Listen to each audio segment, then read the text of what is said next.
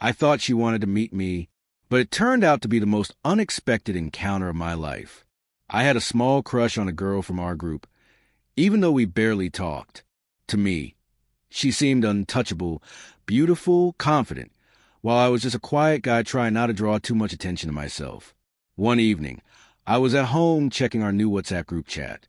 I noticed her name among the participants and, unable to resist, tapped on her profile picture to take a closer look.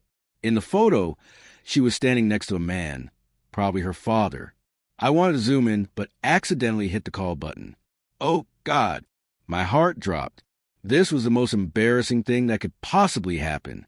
I quickly hung up, but I knew the notification would stay. A couple minutes later, my phone buzzed with a message. Did you just call me? I froze. What should I say?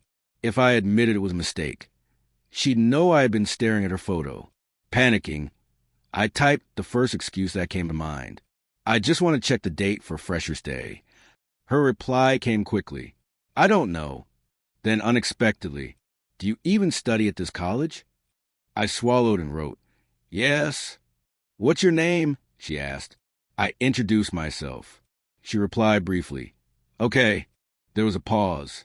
I thought the conversation was over, when suddenly another message arrived. Can we meet tomorrow at college? I need some help. My heart started pounding twice as fast. She wanted to meet me? That whole night I tossed and turned in bed, imagining what she might need. Maybe notes? Maybe she noticed I was good at some subjects? Or maybe something more personal? My mind spun with the wildest, most romantic scenarios.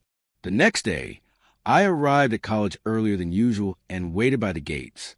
Waves of anxiety washed over me. Sweaty palms, trembling knees.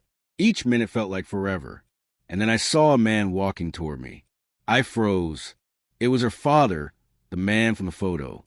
Instinctively, I turned and almost ran. But then a loud voice called out behind me. Son, wait. It was me you were messaging yesterday. I stopped in my tracks. My brain couldn't believe it. Him. The girl's father came closer and said, my daughter has a fever. She's sick. I need help figuring out how to pay for her tuition. Can you show me the procedure at the dean's office? I felt the tension in my chest ease. I hadn't been caught red-handed with my crush. Instead, it turned out to be something far more ordinary. Still, a small sting of disappointment lingered. I had hoped for a special meeting. I gathered myself and said, of course, let me help you. We walked into the building together. While I explained the payment process, I noticed notifications popping up on his phone. Among them, new messages from the girl. That's when I realized she did have her own account, but her father was also in the group. That's when it hit me. This story wasn't over. I could still meet her, but this time for real. After I helped her father with the tuition and explained everything, we said goodbye.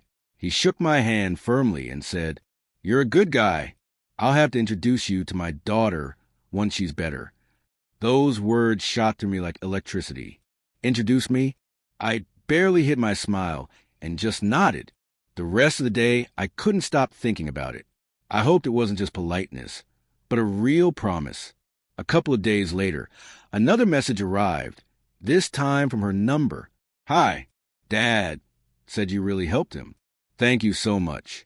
Too bad we didn't meet in person. I stared at the screen, grinning like an idiot. This was it. My chance. I quickly replied, glad I could help. How are you feeling now? She wrote that her fever was gone and she planned to return to classes. Without thinking, I asked, maybe we can meet tomorrow in the cafeteria? I'll buy you coffee to make up for our missed meeting. Pause. The seconds stretched into eternity. Then came her reply. Deal. That night, I couldn't sleep again, but this time from excitement. I imagined us sitting together, talking, laughing. The next day, I arrived at the cafeteria early, chose a table by the window, and waited. My heart raced faster and faster. Then I saw her, walking in with books in her hands, her hair neatly tied back, a gentle smile on her face. I stood up and waved. She came over, sat across from me, and said, well, now we're officially introduced. I laughed. The conversation flowed easily, as if we'd known each other for years. We talked about everything: classes, music, favorite movies. We had so much in common. At one point, she looked at me and said, "You know, if you hadn't accidentally called me, maybe we'd never have started talking." I blushed but smiled. Sometimes the dumbest mistakes lead to the best encounters. She laughed, and in her eyes I saw warmth, the kind that told me this was just a beginning. From that day on, we started talking every evening. We studied together for exams, laughed at the same silly jokes, and grew closer and closer. I realized that this accidental call was the best thing that had ever happened to me. We began meeting after classes, sometimes in the cafeteria, sometimes in the library, or just strolling through the park near the college. Sometimes friends joined us, but most often it was just the two of us. And the more time I spent with her, the more I fell in love. One day she admitted, "You know, the day you accidentally called me, I thought it was fate, because I had just been wishing to meet someone kind and genuine." I smiled and said, "Then fate really does know what it's doing." A year passed. We became inseparable. We celebrated holidays together, supported each other through tough times. Her father, the one who started it all, often joked, "See, son, now you're part of the family." And all thanks to one wrong call. Over time, our feelings only grew stronger. I proposed to her in that very park where we first walked together. She said yes, and it was the happiest day of my life. We got married, built a cozy home, and had children. Every time we recall the beginning of our story, we laugh. Can you imagine if you hadn't pressed the wrong button that day? But deep down, I know it wasn't a mistake. It was fate, and we lived happily ever after, always remembering that even the smallest accident can lead to true love.